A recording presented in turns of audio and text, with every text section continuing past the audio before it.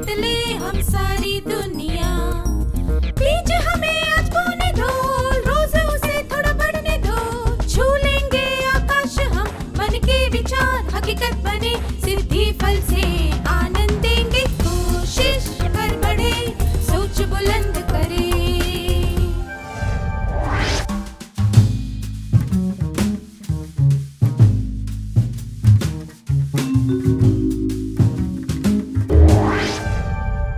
नमस्ते छात्रों, आप कैसे हैं? पिछले सत्र में हमने देखा था कि स्मरण शक्ति कितने प्रकार की होती है।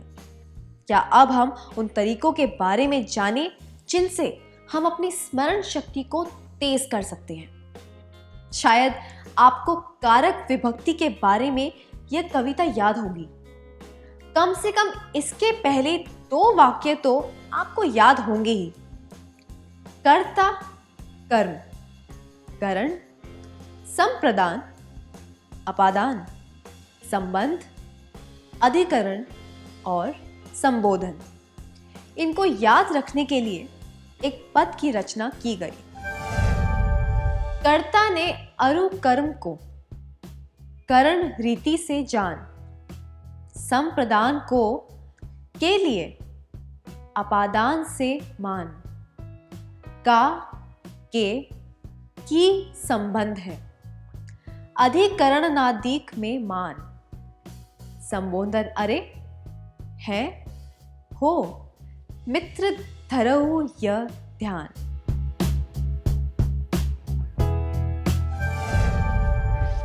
के द्वारा हमें कारक की सारी विभक्तियां और उनके चिन्ह याद हो जाते हैं। जटिल चीजों को याद करने का यह एक आसान तरीका है। स्मरण शक्ति को सुधारने या विकसित करने के इस तरीके को निमोनिक्स कहा जाता है। किसी भी जानकारी को याद रखने के लिए हम निमोनिक्स का इस्तेमाल कई तरीकों से करते हैं। जब हम किसी जानकारी को कविता के रूप में गाकर याद करते हैं तो हमें सारी बातें आसानी से याद हो जाती हैं। यह निमोनिक इस्तेमाल करने का एक तरीका है। हम किसी गीत का अंतरा आसानी से याद कर लेते हैं, पर कोई अनुच्छेद याद करने में हमें काफी समय लग सकता है।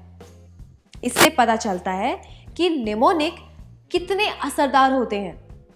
यही कारण है कि टिम टिम तारे के कक्षा 7 और 8 के सत्रों में गीतों का प्रयोग किया जाता है।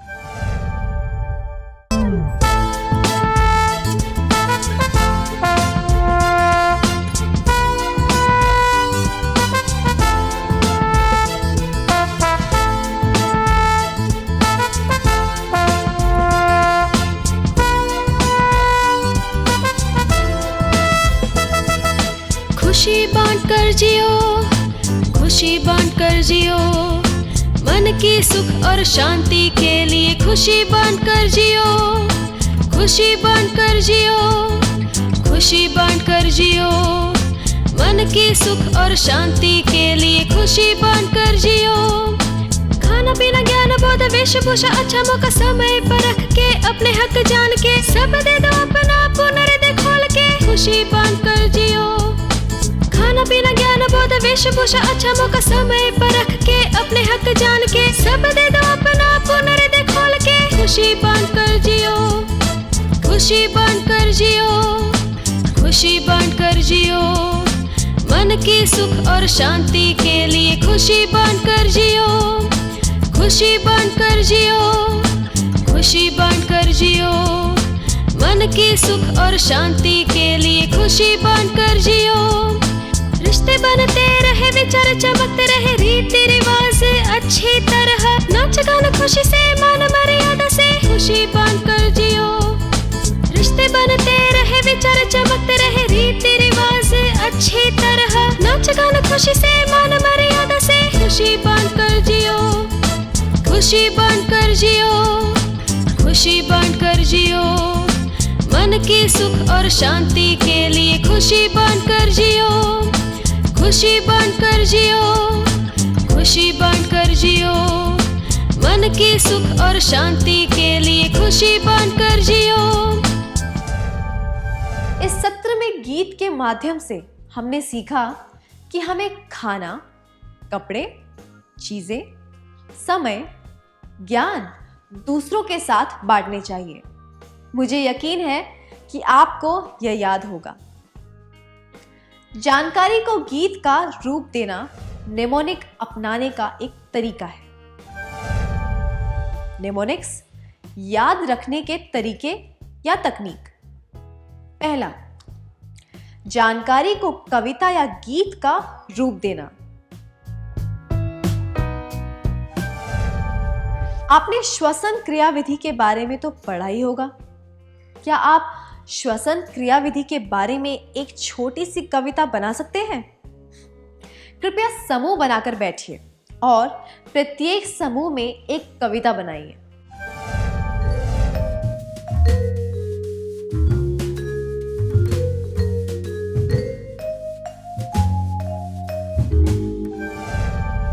बहुत बढ़िया था, धन्यवाद। आइए इस उदाहरण को देखते हैं। श्वसन क्रियाविधि। अंतः श्वसन में वायु को नथुनों से अंदर लेकर नासा गुहा में भेजो। श्वसन नली से ले जाकर इसको फेफड़ों को दे दो। उच्छ्वसन के समय वायु को फेफड़ों से बाहर धकेल दो।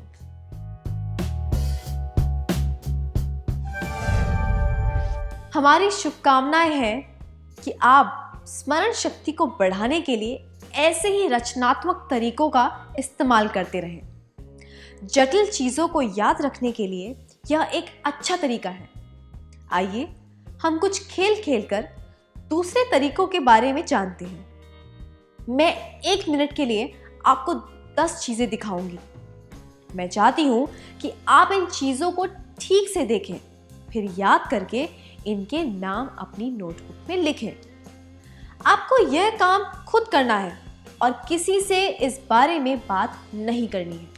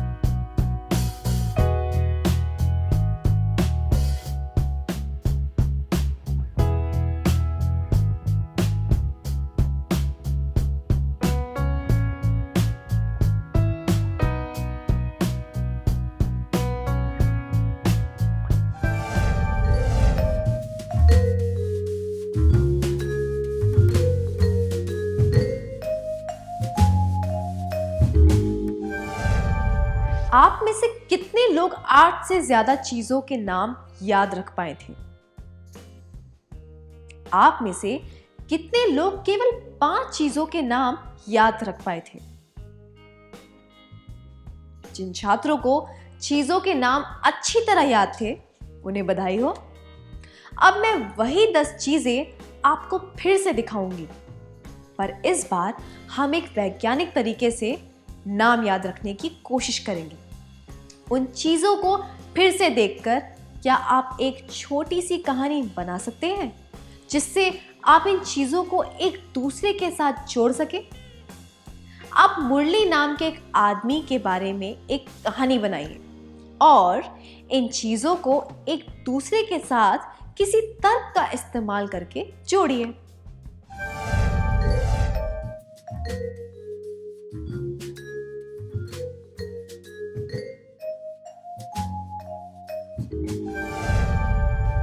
अपने जवाब देने के लिए धन्यवाद। क्या आप उन चीजों को इस तरह से जोड़ सकते हैं? मुरली ने रस्सी उठाई और वह रसोई की तरफ गया। उसने घड़ी की तरफ देखा तो उसे याद आया कि उसने दवा नहीं ली है, इसलिए उसने एक चम्मच लिया और दवा की बोतल निकाली।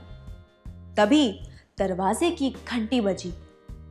उसने देखा कि एक आदमी खड़ा था जिसने कुर्ता पहना था और चश्मा लगाया हुआ था।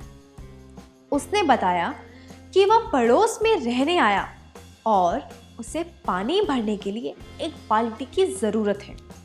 तभी उसे याद आया कि जब वह अपनी कार धोने गया था तो बाल्टी वहीं भूल आया था। उसने पड़ोसी को बाल्टी दी और कुर्सी पर बैठकर टीवी देखने लगा। हमने देखा कि एक कहानी के माध्यम से सारी चीजें एक दूसरे से जुड़ गई हैं। इसलिए अब उन चीजों के नाम याद रखना आसान हो गया है। जब हमने चीजों के बीच में एक संबंध स्थापित कर दिया तो उन चीजों के नामों को याद करना आसान हो गया, है ना?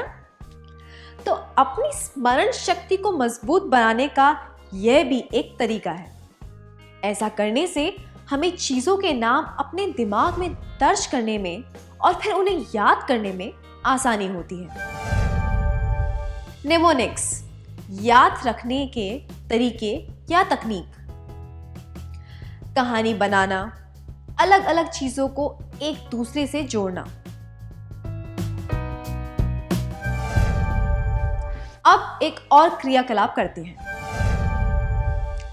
बांधवगढ़, कान्हा, पेंच, जिम कॉर्बेट, रणथंभौर, बांदीपुर, ये उन राष्ट्रीय उद्यानों के नाम हैं जहां आप बाघों को देखने जा सकते हैं।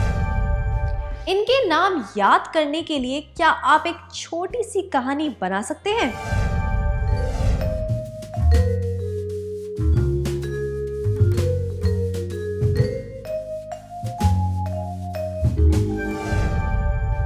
बहुत अच्छा प्रयास था, धन्यवाद। इसी तरह जगहों के नाम याद करने का एक और तरीका भी है। अगर आपको राजस्थान के कुछ पर्यटक स्थानों के नाम याद करने हो जिनमें पुर आता है तो आप यह तरीका अपना सकते हैं। उदय और जय जोधा से मिलने गए पर वह घर पर नहीं थी, इसलिए वे रणक और भरत के घर चले गए। ऐसा वाक्य बनाने से हम इन शहरों के नाम याद कर सकते हैं। उदयपुर, जयपुर, जोधपुर, रणकपुर और भरतपुर। आइए अब एक और तकनीक सीखते हैं। हमने देखा कि कुछ अलग अलग चीजों को एक दूसरे से जोड़कर उन्हें कैसे याद किया जा सकता है। इसी तरह अगर कुछ चीजों को एक क्रम में याद करना हो तो हम क्या कर सकते हैं? आइए देखते हैं।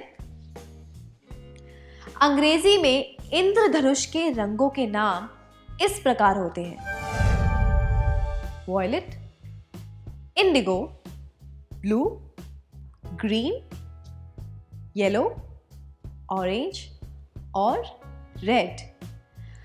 आपको शायद यह शब्द पता होगा, विबग्योर, या अंग्रेजी में इंद्रधनुष के रंगों के नाम दर्शाता है।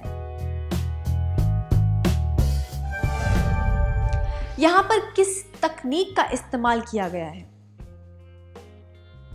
जी हां, हमने एक एक्रोनिम तैयार किया है। एक्रोनिम का अर्थ है एक शब्द जिसे किसी शब्दों की सूची के पहले अक्षरों से बनाया गया हो। जब कुछ शब्दों को क्रम में याद रखना हो तो हम उन शब्दों के पहले अक्षरों से एक एक्रोनिम बना सकते हैं। निमोनिक्स, याद रखने के तरीके या तकनीक, एक्रोनिम बनाना। इस उदाहरण की मदद से क्या आप प्रागैतिहासिक काल के युगों को याद करने के लिए एक एक्रोनिम बना सकते हैं? पाषाण युग, कांस्य युग और लौह युग।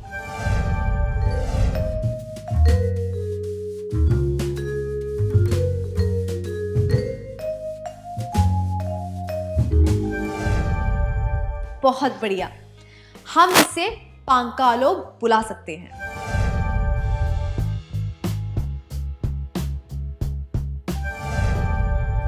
अब आपको एक और तकनीक के बारे में बताते हैं।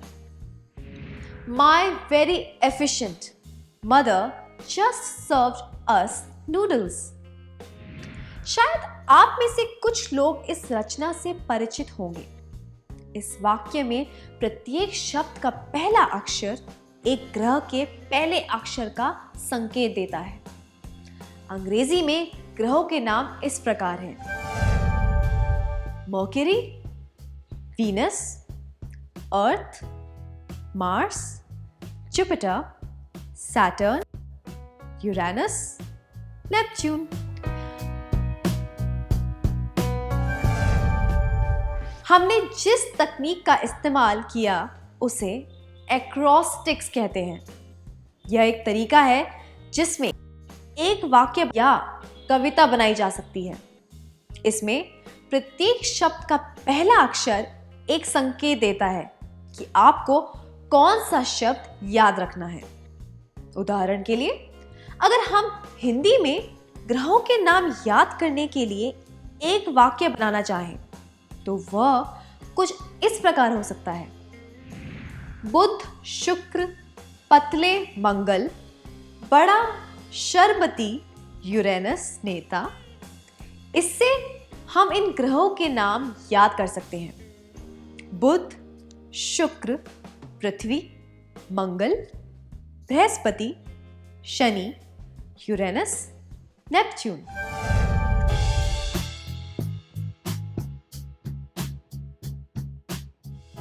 नेमोनिक्स, याद रखने के तरीके या तकनीक। एक्रोस्टिक्स, बनाना।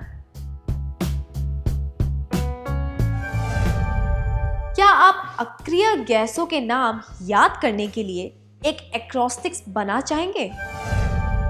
Helium, neon, argon, krypton, xenon और रेडॉन।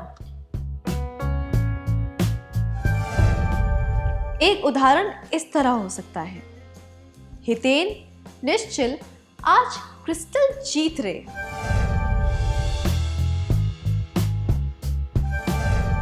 हमने सीखा कि संगीत, एक्रोनिम्स और एक्रोस्टिक्स द्वारा चीजें याद रखी जा सकती हैं। इसी तरह हम लक्षणों या विशेषताओं के आधार पर भी बातें याद रख सकते हैं।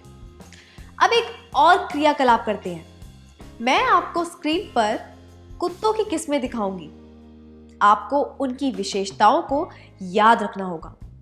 याद रहे, आपको ये तस्वीरें कुछ सेकंड के लिए ही दिखाई जाएंगी। Poodle, Alsatian, bulldog.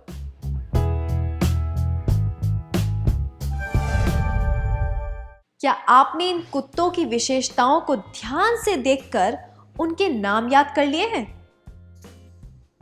आइए अब आपकी स्मरण शक्ति की परीक्षा लेते हैं।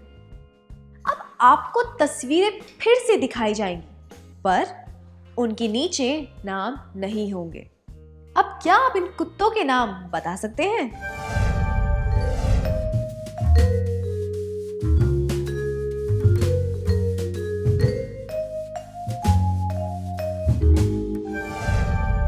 जिन छात्रों को किस्में याद हो गई थी उन्हें बधाई हो।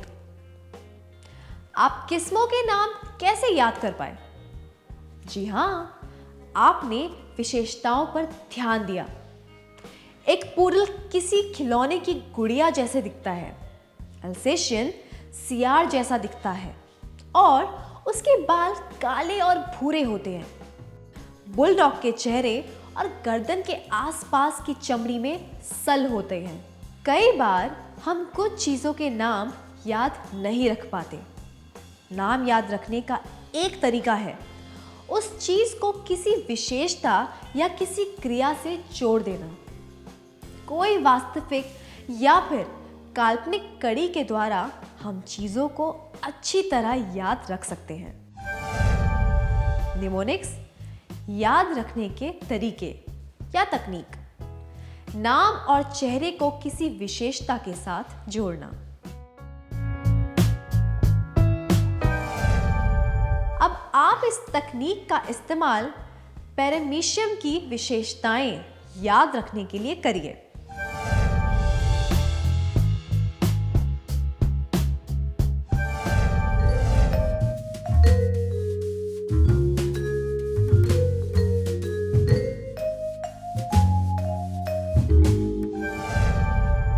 बहुत अच्छा प्रयास था। पैरामीशियम एक जूते की तरह दिखता है। हम यह कल्पना कर सकते हैं कि उस जूते का बक्कल राजमा के दाने जैसा दिखता है। राजमा के दाने के ऊपर और नीचे की तरफ 2 फूल बने हुए हैं और जूते पर 6 चमकते हुए गोल नगीने लगाए हुए हैं। 2 नगीने आगे दाहिने तरफ हैं, 2 नगीने राजमा और फूल के बीच और 2 नगीने पीछे की तरफ हैं। इस क्रियाकलाप से हमने सीखा कि जानकारी को व्यवस्थित तरीके से कैसे संचित करना चाहिए। जब हम कोई काम व्यवस्थित तरीके से करते हैं तो उसका परिणाम हमेशा सकारात्मक होता है।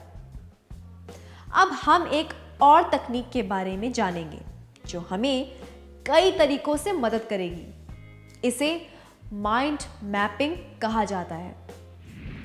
ब्रिटेन के लेखक टोनी बुजान ने इसे प्रचलित किया था। इस तकनीक में जानकारी को चित्रात्मक तरीके से लिखा जाता है ताकि उसे एक मुख्य अवधारणा के साथ व्यवस्थित तरीके से जोड़ा जा सके। जब जानकारी चित्रात्मक तरीके से लिखी होती है और उसे कड़ियों द्वारा एक दूसरे के साथ जोड़ा जाता है तो उसे समझने और फिर याद करने में आसानी होती है। उदाहरण के लिए इस सत्र में हमने स्मरण शक्ति की परिभाषा, उसका महत्व, उसके प्रकार, उसकी किस्में और कुछ तरीकों इत्यादि के बारे में सीखा। अगर हम इसका माइंड मैप बनाएं तो बाद में इस जानकारी को याद करना आसान हो जाएगा। स्क्रीन पर देखिए।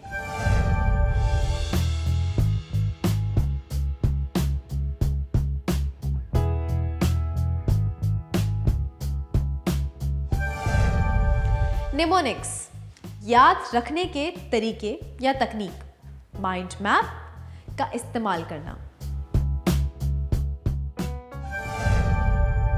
क्या अब हम एक क्रियाकलाप करें? लोग संचार के जिन तरीकों और साधनों का इस्तेमाल करते हैं, क्या आप उनका माइंड मैप बना सकते हैं?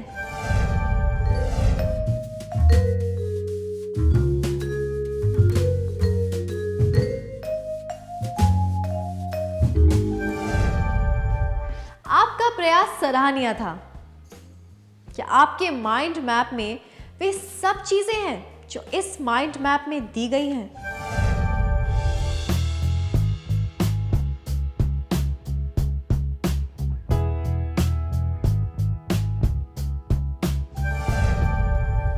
इन 6 तकनीकों के अलावा एक और तकनीक है जिसे हम सीखी हुई बातें याद कर सकते हैं।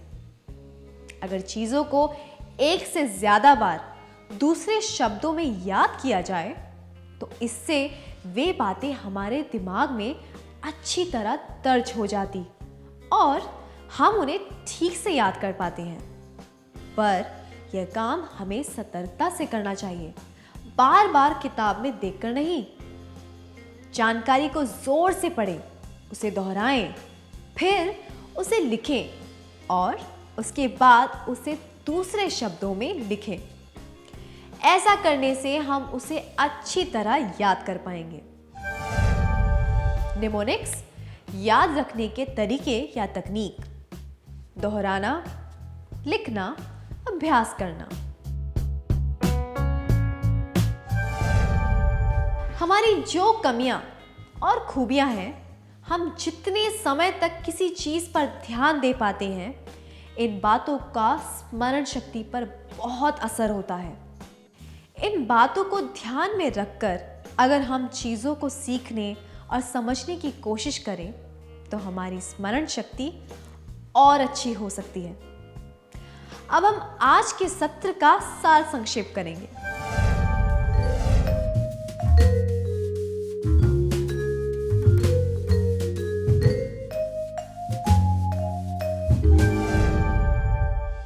हम जो भी सीखते हैं वे बातें हमारे दिमाग में संचित हो जाती हैं। उन बातों को याद कर पाने की योग्यता को स्मरण शक्ति कहते हैं। निमोनिक्स, याद रखने के तरीके या तकनीक। जानकारी के लिए कोई धुन या कविता बनाना, कहानी बनाना या चीजों को एक दूसरे से जोड़ना। एक्रोनिम्स बनाना, एक्रोस्टिक्स बनाना, नाम और चेहरे को किसी विशेषता के साथ जोड़ना। माइंड मैप्स का इस्तेमाल करना, दोहराना, लिखना, अभ्यास करना। बहुत अच्छी तरह किया आपने, धन्यवाद। क्या अब हम कुछ गृह कार्य लिख लें ताकि ये बातें हमें अच्छी तरह याद रहे?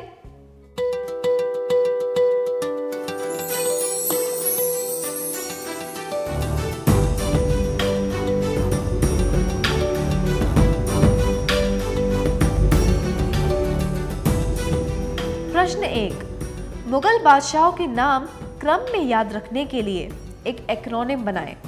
बाबर, हुमायूं, अकबर, जहांगीर, शाहजहां और औरंगजेब। प्रश्न 2, अपनी सुविधा के अनुसार पादप कोशिका की आकृति याद रखने के लिए एक स्मरण शक्ति की तकनीक के बारे में सोचें। जवाब: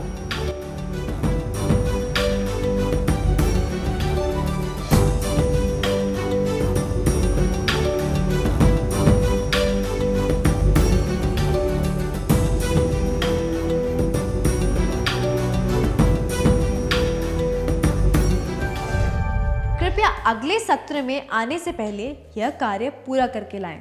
तब तक के लिए अलविदा।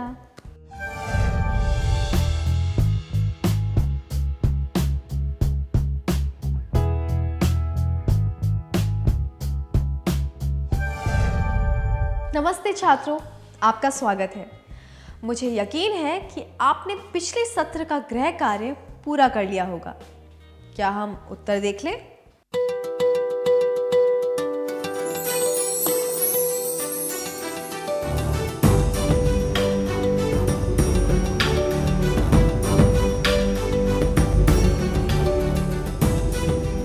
प्रश्न 1 के लिए मुगल बादशाहों के नाम क्रम में याद रखने के लिए एक एक्रोनिम बनाएं। बाबर, हुमायूं, अकबर, जहांगीर, शाहजहां और औरंगजेब। जवाब: हम एक एक्रोनिम बना सकते हैं। बाहुवच शाओ। इसमें सभी बादशाहों के नाम का पहला अक्षर क्रम में लिया गया है।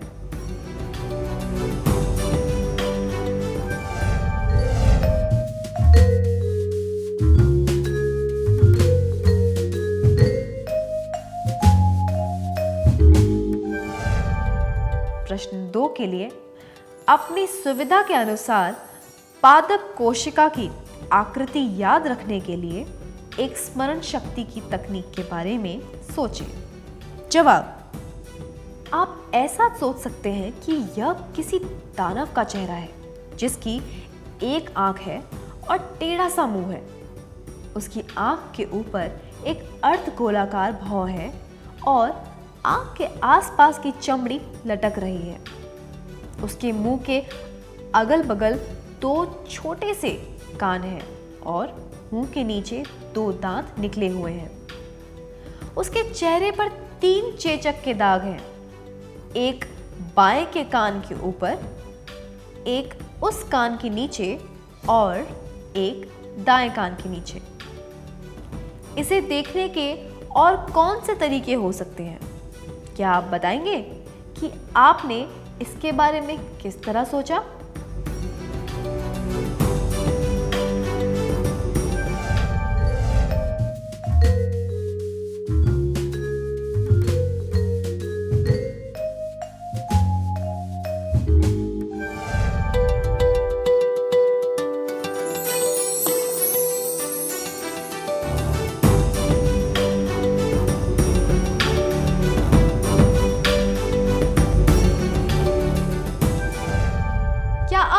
अगला सत्र शुरू करें?